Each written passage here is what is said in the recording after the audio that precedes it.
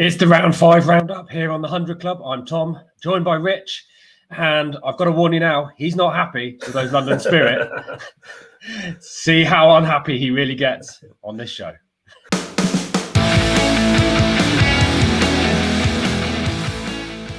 Rich, good morning. How you doing? Actually, wait, before I ask you that and prod the bear, do you want some good news? Go, give me the good news. Since we last did a roundup, we've smashed through 100 subscribers. So I just want to say a big thank you to everyone who's done that, and it's lovely, and we are enjoying it. So thank you for your loyalty, I suppose. Yeah, no, thank you very much. I think it's been an interesting week following the 100. I think, as everybody knows, the 100 is a slightly divisive issue in English cricket at the minute. And that was sort of very prominent before the tournament started. And then the tournament started, and I think a lot of people realised, actually, this is quite good. The cricket is very high quality.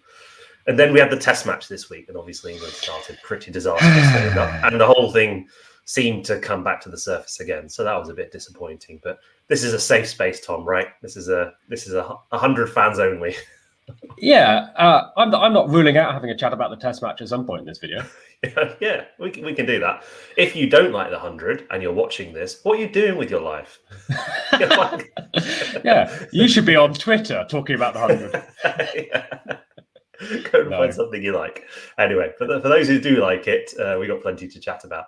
Yeah, and we are just two fans. We have a chat mostly about the cricket itself, and there's been some good stuff this week, I think. I've been away for a bit, wandering around the wild lands of this country, but I've actually caught quite a lot of it. So I will indulge you slightly, and let's talk about the London Spirit against the Northern Superchargers, the first of the round 5 matches. Yeah, certainly not the game of the round. In fact, probably the biggest, most one-sided game so far. You were there? I was at Lord's on Tuesday night. It was a good occasion to start with. Obviously the women recording their first win at headquarters. We'll talk about that in a little bit. But the men's side are currently on 1 point from a rain-out against Oval. Otherwise, they've lost their other four games. They threw away winning positions in games 2 and 3 against the Rockets and then against the Southern Brave. But in this one, they were just absolutely not at the races. And in round 4 as well, when they had the leading power play of the tournament so far, completely messed up that run chase as well. Yeah, the middle order batting has been the main issue throughout. As you said, they had that great power play. Crawley, in the one game he played, got some runs at the top of the order. But, Denley, Morgan, Bopara just haven't fired at all. Mohamed Nabi as well has been a disappointment. And I think we mentioned it at the start of the tournament that they looked a very experienced side. They had a lot of matches under their belt. So not a lot of youth in that lineup. And perhaps it's shown. Well, I think I'm going to make it a counter argument. And when we're talking about one of the later games, that, experience absolutely has its place in this tournament. But I just think they're just not in good nick. And I saw on one of the forums, I don't know whether this is damning by fate praise or however you want to put it, but one of the forums I saw someone describe them as just would be a very good T20 Vitality Blast team. And maybe that's just showing the quality in the other teams. Yeah, there's an element of that. I think if there's a positive, you look at the 3 overseas they have at the minute, Inglis, Nabi, and Mohamed Amir, who's not been great, to be honest. And you think even the top tier of payment in the 100 it doesn't rival that of other leagues, but you do have that added carrot if you're going to play 4 home games at Lord's, and that could potentially tempt cricketers in. So if you sort of move those 3 out, then you could bring in 3 very good overseas players next year to bolster the squad and hopefully kind of bring in some youth. They've missed out by the fact they haven't had Mark Wood involved in any of the games, and obviously when they first drafted Crawley and Lawrence all those years ago, they weren't regulars in the Test side. So you could say that's been a bit unfortunate there. But otherwise, I think you're right. Yeah, they're just a kind of a good blast lineup. Nothing exceptional there. And it's showing at this level that that's the thing. It's hard to be critical. Don't seem good enough. That said, you wouldn't absolutely put it beyond, say, Josh Inglis, Owen Morgan have a great day and they absolutely wipe the floor with someone else. There is still quality in there. And let's talk about the Northern Superchargers a bit because, they did the business and it was Harry Brook again. Harry Brook shepherding them through early on with a very kind of calm knot. It's hard to say calm when you're striking at like 120, 130, but no, looked a very kind of old head on young shoulders. But it was really David Willey's day, smashing 81, which I think is the highest men's score of the tournament so far, and including 1-6 that landed about sort of five seats away from me. And I can tell you what, I didn't fancy getting my hands on it as it was coming down. So you do realise that as easy as these catches in the deep look, this is tricky. But Willey had a great day. And I mean, it's been a good tournament so far for kind of left arm quicks. A lot of people have been singing the praises of Tamar Mills, saying he should be going to the UAE. But Willey, as an all-round option, then went and dismissed both the openers in this game. I think it was 2 for 9 or something. So, big performance by David Willey, big performance by the Superchargers. And I think, they're certainly dark horses for the tournament, or, front runners, as I said at the beginning. Yeah, and I think I had them in the top 3 when we looked at them. On the predictions show, I don't want to trawl that up as well. Honourable mention to Abdul Rashid, also bowling very well at the moment, really. So if you contrast the two teams, I think the Northern Superchargers, big names, Chris Lynn as well in there, really starting to show up, and they're showing some good form. And Faf du Plessis still to come in as well. Still to come in. So, yeah, absolutely. Looking healthy. I've seen some pictures of him training in the gym, so fingers crossed he's good to go. So let's look at the flip side of that fixture then, with the Spirit women, giving you something to cheer about at least on the day. This was a good game to watch, and it was impressive to see the impact that Tammy Beaumont made in her second game. So she wasn't quite at the races in the first one. She batted a reasonable number of balls, but clearly wasn't quite in nick. In this, she played really well, had a big partnership with Deandra Dottin. And it just shows, like, when your two big players put a partnership together, almost any target can be chased down. And I think the most positive thing for the London Spirit in this game was the amount of control that Beaumont and Dottin had as they were chasing it down. I mean, I know Beaumont got out towards the end, but then they threw Danny Gibson up the order, brought her in at 5. She's sort of been batting at 8 in previous games, been doing quite well. I thought that was a really smart strategic move. She hit a big boundary towards the end there, and then Dottin finished it off in the last 5 balls. So, yeah, very, very kind of calm professional run chase from the Spirit. Yeah, so they won it by 7 wickets in the end. I mean, it's not like the Northern Superchargers had a particularly bad day. Again, Jemimah Rodrigues got another half century. That's her 3rd in 4 outings now. Absolutely dominating at the top of the run chart. But as you say, Deandra Dottin looked, got her half century, and they looked pretty calm.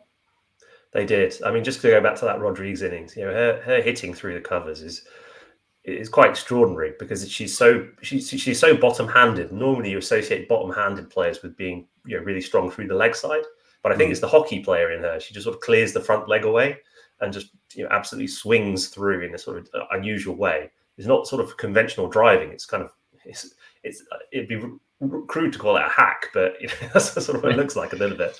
And it's almost like a brushing motion. A brushing. Yeah, motion. Exactly. Yeah. It's quite extraordinary, but the power she generates is amazing. Yeah. In our prediction show for the Northern Superchargers women, I think we said that Jemimah Rodrigues will need to find some form. I think I can happily agree with the recent comment we've had on that video that this might have been an understatement. Yes. And yeah, we are in a good place with that one. So the next one I want to talk about was the rain-affected day of the Manchester Originals versus the Southern Brave. There's no result in the men's fixture there, but actually they did work hard, and they got a Duckworth Lewis Stern result for the Manchester Originals, who earned a maiden win against the previously unbeaten Southern Brave. They did. A bit of a surprise, top of the table versus bottom of the table. We've been calling Southern Brave the juggernaut. Half expected them to go win all their games, but we knew all along the Originals had a good side. They just needed to sort of put it together in a performance, and we always knew that their strength was their bowling. And I think this was what sort of played out on this particular one, in that they restricted the Southern Brave. I think it was to sort of 120 odd. Yeah. Some good performance by Alex Hartley, picking up 3 wickets in the match. And I think by that then allowed them to sort of go after the run chase, knowing it wasn't a huge total. And that allowed Lizelle Lee to sort of settle into her innings, and she batted very well and sort of took them home.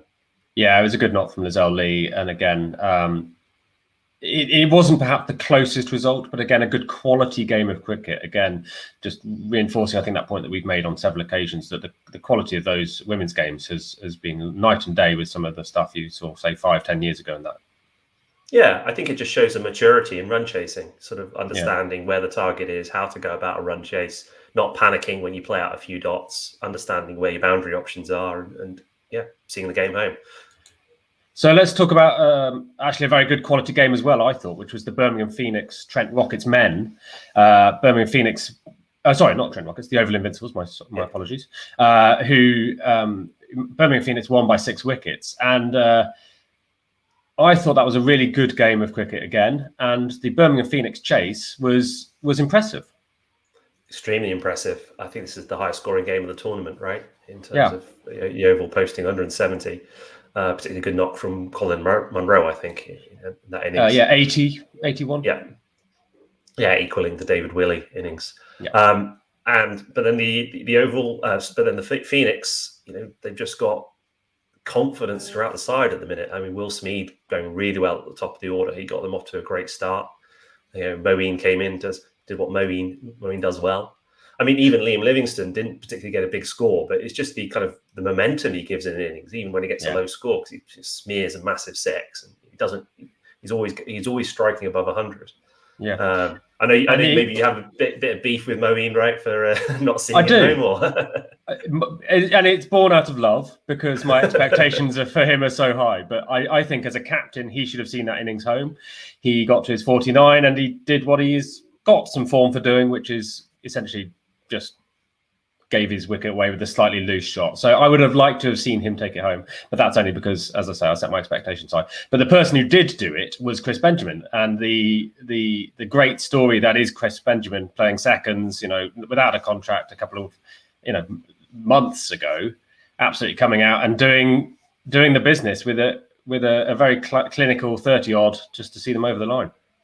Yeah, professional cricket is a very easy game for Chris Benjamin at the minute. I think it's once you've done it once, you have that confidence. So you go into that run chase in that situation with no fear, no sort of demons in your head like, am I good enough at this level? Because he's already done it. So he just has to go and do what they've obviously. We know we've spoken to Phoenix data people. We've spoken to Phoenix players. We know that they plan meticulously.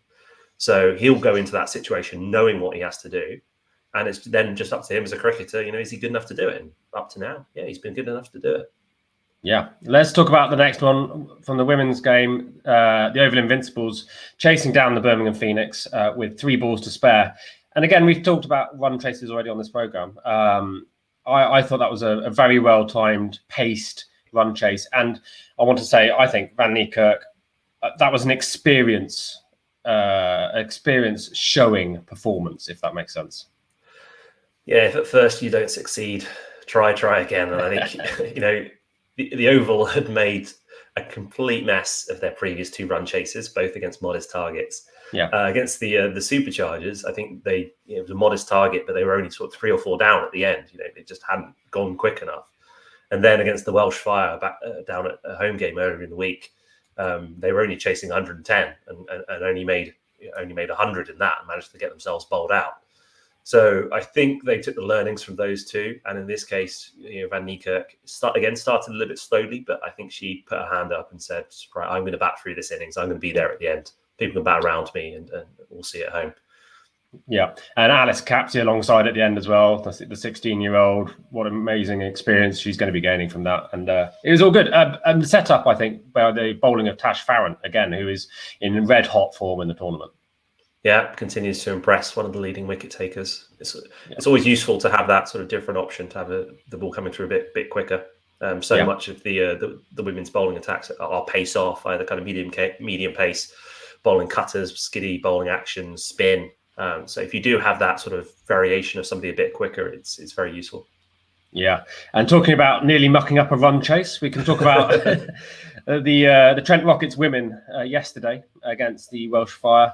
They only had 102 to knock down, and they looked actually like they were going to muck it up completely. But it was Nat Sciver in the end who did the job and got them home with 54, I think it was, after what I thought was a pretty... Yeah, it looked a little below par for the Welsh Fire on that game. Yeah, I think they left themselves probably 15 runs short. I think they were on. They got to 90 odd after 90 ball.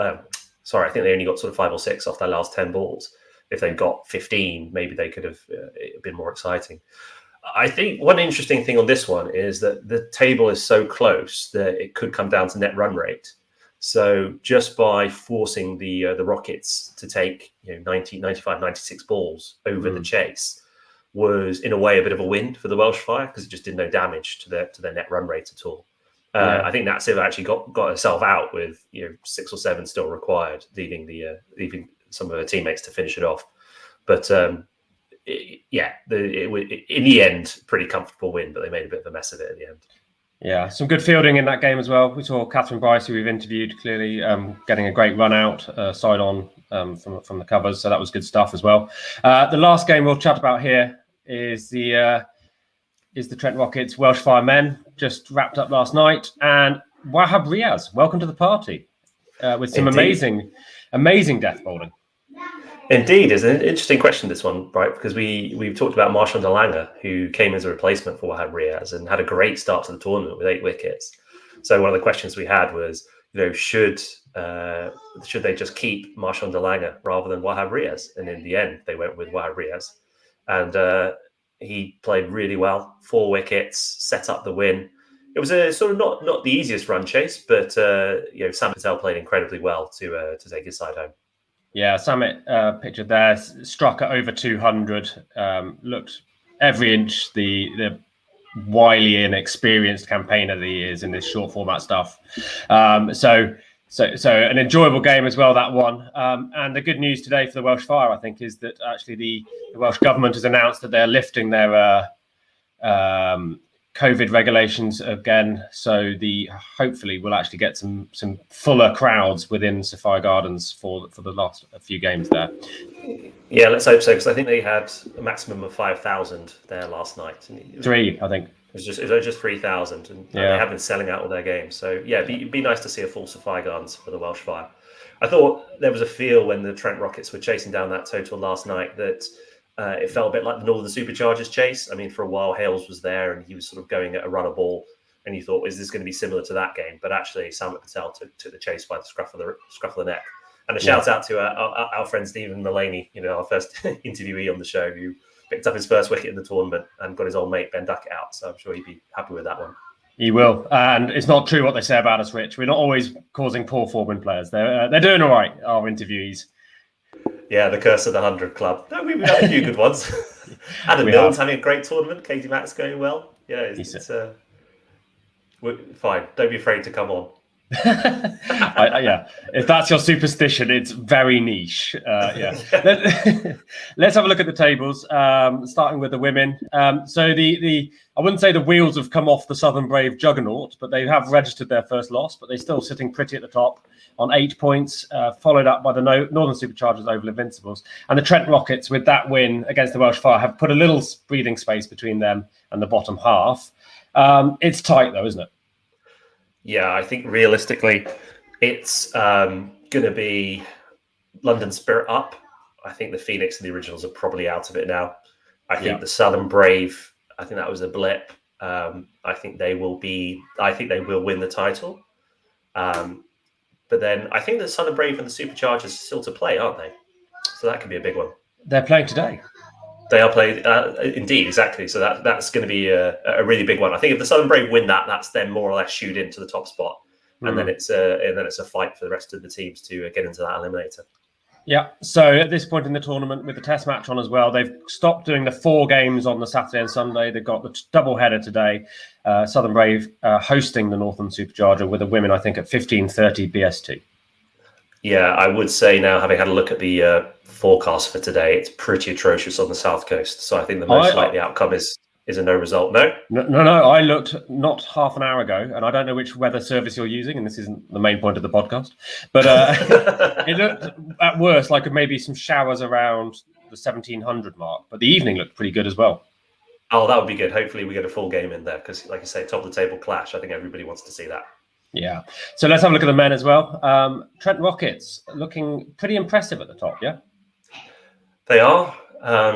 They're finding ways to win, and they've got different options. They've got a lot of experience, as we said, but they've also they're not afraid to chop and change. Matt Carter came into the team. He did well. As we said, Marshall Lang was doing well, but they weren't afraid to drop him and bring Wahab Riaz back in. Stephen Mulaney came back into the side, as we said. He got bumped up the order, batted at 4 last night, played quite well. So Andy Flower's a very smart coach. Andy Flower's been doing this thing as well. I don't know if you noticed in the strategic timeouts when they're batting, he sends in the next man in to be part of the huddle, to be part of the discussion. Interesting. And he's the first coach to do that. So, Andy Flower, great thinker about the game. I think it's sort of no surprise they're up there. Again, I think I applaud your vision to spot that. I hadn't spotted it myself. I have to say, somebody pointed out on Twitter, and I noticed that rather than seeing it live. But it's a good bit of coaching, I think. I think the Welsh Fire is still in it. I mean, there's only 2 points separating them and the originals. So I think, aside from the Spirit, who we can all agree are not quite up to the races, anybody else could still be in the postseason. I've got my fingers crossed that I'm going to be able to wear my Welsh Fire shirt to the Eliminator at least. Glenn Phillips hitting 50 yesterday, starting to find a bit of form, I think, is a pivotal part of that, because at the moment the batting is probably just letting them down a touch. But we'll see. We've got the Southern Brave clearly against the Northern Superchargers, 4th against 5th later on today. Let's see how that one goes. But I think, again, we're very much in the sort of the critical stages now with just 3 games left. Indeed, and I'm looking forward very much to seeing the Trent Rockets tomorrow at the Oval when they take on the Invincibles. So, are you there? Are you? I'll have a chance to judge just how good they are in the flesh. So, very much looking forward to that. Well, if you do get any footage, let me know, and I'll stick it out on the Insta. Anything standing out to you from the stats in the tournament so far? I think it's quite interesting looking at what CricViz are calling their MVP ranking. So they're basically taking into account the impact players are having on a game, and to work out who the most valuable player is. I noticed that Case Ahmed was doing particularly well in those the rankings. The Afghan spinner and another Afghan spinner, Rashid Khan, is making a huge impact as well, both with bat and ball. He doesn't like to be called a leg spinner, I hear. He likes to be known as an all rounder, and probably disappointed he didn't get a bat yesterday. But he seems to be having a huge impact as well. And as you mentioned earlier, Adil Rashid up at the Superchargers is bowling extremely well. So I think those kind of it's been a good tournament for spin. 3 leg spinners. Who'd have thunk it? They're famously the most valuable talents around in the short form of the game, and it's been proven once again by the 100. No surprise there, perhaps. Yeah. And clearly we've got the Test match ongoing at the moment as well. I think.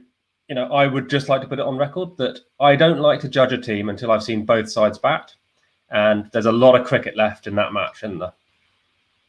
Yeah, absolutely. I think when India got bowled out for, 36 in Adelaide at the back end of last year, of course, the natural reaction was to call for cancellation of the IPL. Yeah, of course it wasn't. It was a bad start to the tour, but the thing about Test matches is it's a long series, and there's time to pull yourselves back out. And I'm with you. Let's judge it after 4 or 5 tests. But this instant reaction to one bad innings against some incredible bowling. Let's make that clear. Bumrah and Shami are absolutely on their game. Perfect. Yeah. So let's not just sort of write the obituary of English cricket on the basis of one day. We always love to burn the bales nice and early, to use the sort of the cricket analogy. But plenty to come in there. What I will say though is, if you want to improve your fielding, England, perhaps you should play more white ball cricket and not drop so many catches. And on the subject of white ball cricket, shout out to Bangladesh, absolutely, taking down the Aussies. That one's gone a bit under the radar, but two sides in every match. So if we're seeing that in a bilateral series, then it means that the T20 in the UAE could be really open. So a good result there. Certainly looking forward to all of that. Okay, Rich, that was a good counter through. Thank you very much for joining us today. If you've enjoyed that, then please give us a like and subscribe to the channel, where we'll be continuing to follow the 100 as it approaches the final stages. Cheers, Tom.